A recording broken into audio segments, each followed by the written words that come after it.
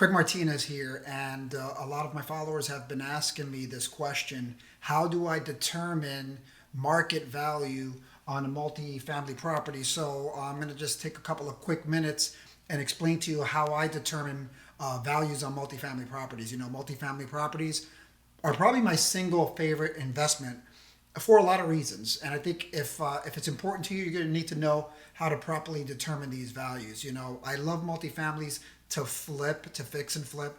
I love them even more to rent and hold long term, and even to buy multifamilies to even now the Airbnb strategy is super hot and has shown to have really good cash flow. So how do we determine the value of a multifamily property? So I have an example here.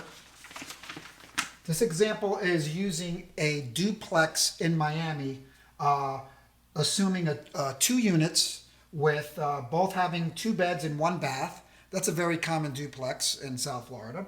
And we're going to assume that the rents currently are $1,000 for each unit, $2,000 total per month for each two bed, one bath, totaling $24,000 a year in gross rents. So with $24,000 a year in gross rents, we're using taxes of $4,000.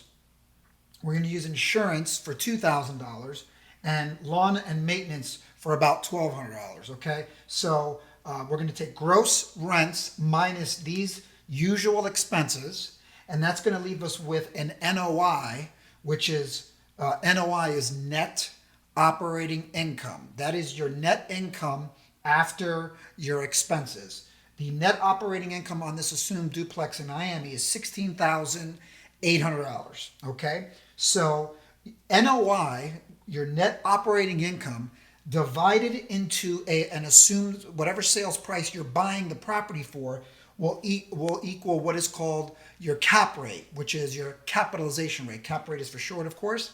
So what you're going to want to find out is, for the area that you're shopping or the area that you're farming, that you're trying to determine a value for this multifamily property, you want to determine what the going cap rates are for that area. Okay, so what is the going cap rate for that duplex in Miami? You want to know what is the going cap rate. So an example would be is if the going cap rate in this area in Miami is 8% cap rate. Now, so if you ask your realtor or you ask an investor that maybe you're trying to buy a multifamily property from, you're going to want to find out what is the going capitalization rate for the area. Because you're going to find some areas are going to have cap rates of 10, 12, 15%. Okay, now those are usually the tougher areas, the more difficult to manage areas. And then the lower cap rate are going to be areas where usually they're newer properties. The properties in that area are very expensive. So there's going to be a range. And you know, in South Florida, you'll see properties with a cap rate of 4 and 5%. They might be newer properties located, you know, near or on the beach. So you might see 4 to 5 in these really expensive areas, and then you might see 12 to 15 in other areas. So you're going to take the going cap rate, and this is how you're going to determine it. So an example would be if the going cap rate is 8% in that area, your NOI is $16,800. You're going to divide the NOI into 8%, which is the going cap rate, and that will give you an evaluation of $210,000. Okay, simple math. Let's say the going cap rate in the area was 10%.